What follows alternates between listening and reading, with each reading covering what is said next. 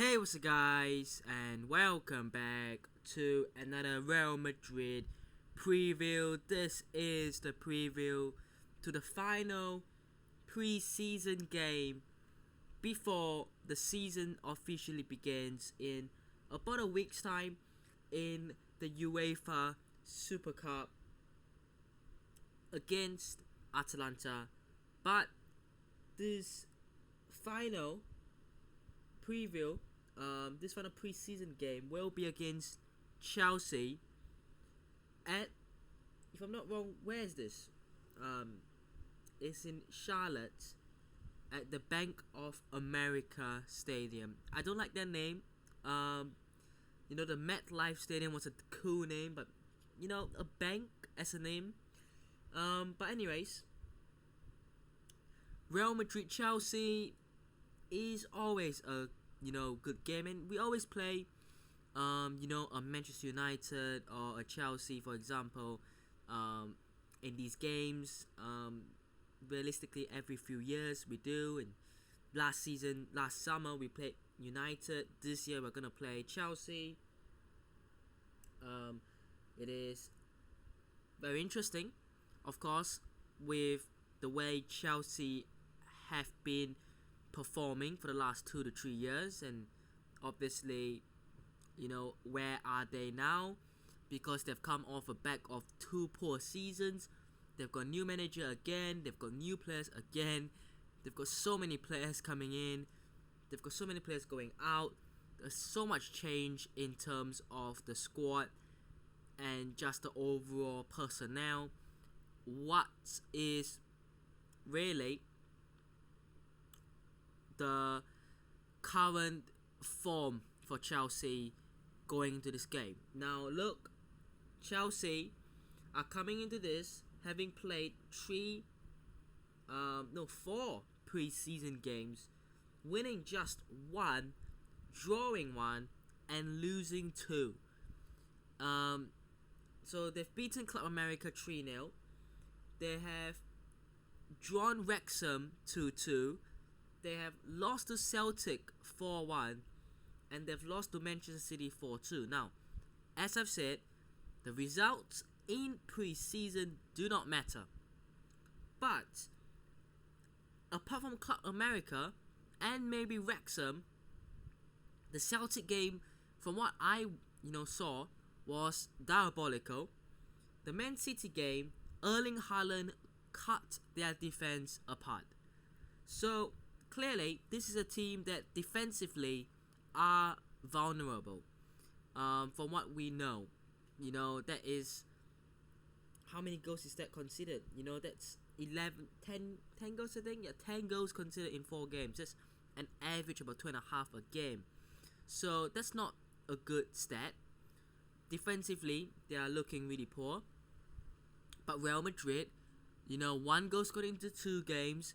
Offensively, it's not been great either. So it's going to be a very interesting game, but I don't think you can compare, because I think that Real Madrid are going to play way better than they've started preseason. And preseason for Real Madrid only doesn't matter, because when the season starts, we know Real Madrid will turn on and will actually play very well and play the way that they should. But, not the same can be said for Chelsea, of course. But put it aside,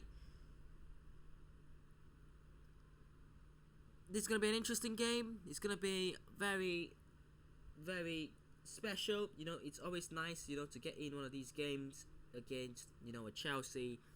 But, what sort of team could we expect from a Chelsea? They've got some decent players in there. And Kunku. They've got Dewsbury Hall, Enzo Fernandez, Mudryk, Caicedo, Lavia, Gusto, Cowell, Tosin, Reece James, Robert Sanchez, Sterling, Madueke, Badiashile, Wesley Fofana, Mark Gu. They've got a good squad. They've got a bunch of good players in there, but that I just don't think that is a consistency in the team. I just don't think that this team gives you the, this team is gonna win they're gonna win this game. They're gonna come in and they're gonna fight and they're gonna win.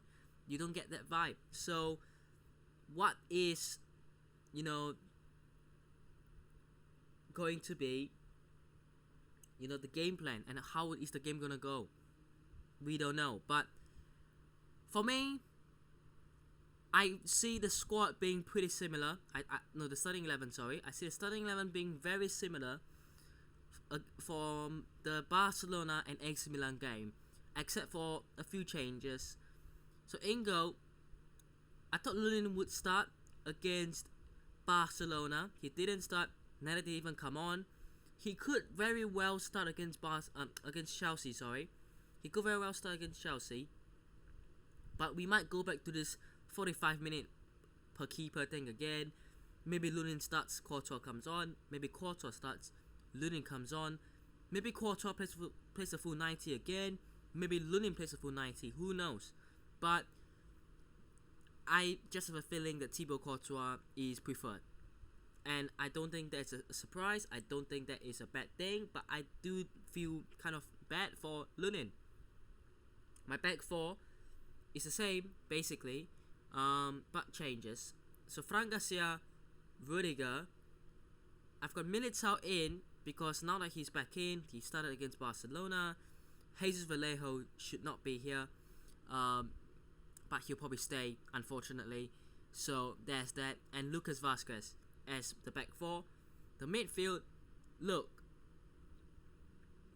we did thought that Nico Paz would be a player who would be starting ahead of Mario Martin, but it seems that Mario Martin is preferred, so I think he will start next to Luka Modric and Dani Ceballos.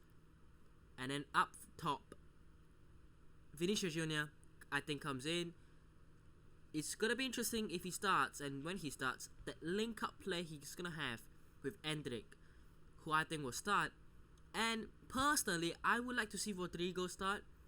The all Brazilian front three, see how they link up, the combinations, the 1-2s, the passing.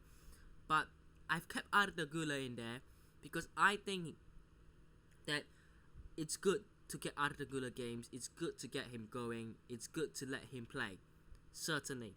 So, and he's been impressive so far this preseason. It's not been, maybe a 10 out of 10 performance, but it's been a solid 7.5. I think the same could be said for Brahim Diaz and Endrick as well. They've all been, in that range. For Endrick, look, he has to be more clinical with his opportunities that have fallen to him, and eventually he will score goals. That is just how it is. But it's about being clinical, and that is something that Vinicius Junior once had a problem with, being clinical in front of goal. But that will be my starting 11 for this game.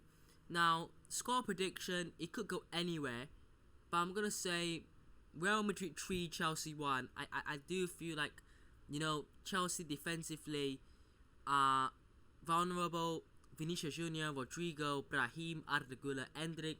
With these 5 players, you cannot be scoring more than 2 goals. I just feel that way. So, yeah, but I do think Real Madrid are somewhat vulnerable defensively as well, especially down the left-hand side. I think that whoever plays on the right-hand side for Chelsea are going to have a great game, because Fran Garcia has been, a liability defensively. Now going forward, he brings a lot. He carries the ball forward, he creates opportunities and chances, but defensively, it has been poor. And it's not the first time we've talked about this. We have known this for a year now, not that he has joined. For the past year, we have known that Fran Garcia has a liability defensively, and he needs to work on that part of the game, of his game. But so far, the first 2 games, 2 goals that we've considered, in fact all 3 goals that we've considered so far, have been down the left-hand side. And it's no surprise that it's Fran Garcia's side. So it's not, targeting. It's not targeted, but I'm just saying, it really is pretty poor. on some of those goals that we've considered. The first goal that Barcelona scored, shouldn't really have gone in. If the cross is prevented, Lewandowski wouldn't have been able to poke it, and Paul Victor wouldn't have been able to score. But certainly it's been poor down the left hand side defensively, but offensively it's a big problem too. Scoring has been a problem. Creating has been pretty good. I would say creating has been good, but scoring hasn't, because we aren't clinical enough. And that's why I say Endrick has to be more clinical. He has 3 to 4 good opportunities in a game. He has to be scoring at least 1 or 2 of them. But let me know what your thoughts are down below. Hope you guys have enjoyed today's video. Hit the thumbs up, subscribe to the channel on already, and I'll see you guys in the next one. Peace.